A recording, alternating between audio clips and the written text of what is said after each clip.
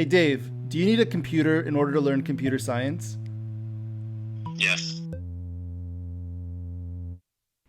One of the biggest misconceptions about computer science that I encounter every single day is that you absolutely need a computer in order to learn computer science.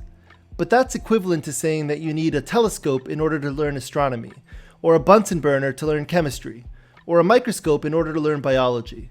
And that's just not true. The problem is that computer science actually has the word computer in it, which opens the door for the misconception to take hold. It makes people think that doing anything on a computer counts as computer science, like using a search engine, creating a slide deck, sending an email, or even playing video games. Some people even think that computer science is just coding.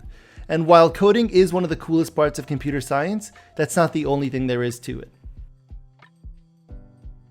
At a high level, computer science is just the study of problem solving and creating solutions or algorithms. That's pretty much it. You don't need a computer in order to solve problems and create solutions. But that's why there's computer scientists found in every industry, even ones you wouldn't expect. One of my friends graduated with a computer science degree and ended up getting a job at a company that creates makeup. And you may be wondering why they would hire him.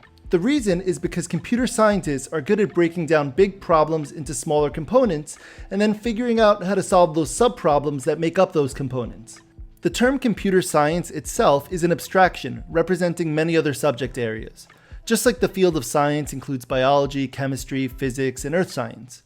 Computer science is the umbrella term for networks, cybersecurity, web development, algorithms, data structures, artificial intelligence, machine learning, robotics, and all these other different fields. So it's not just coding.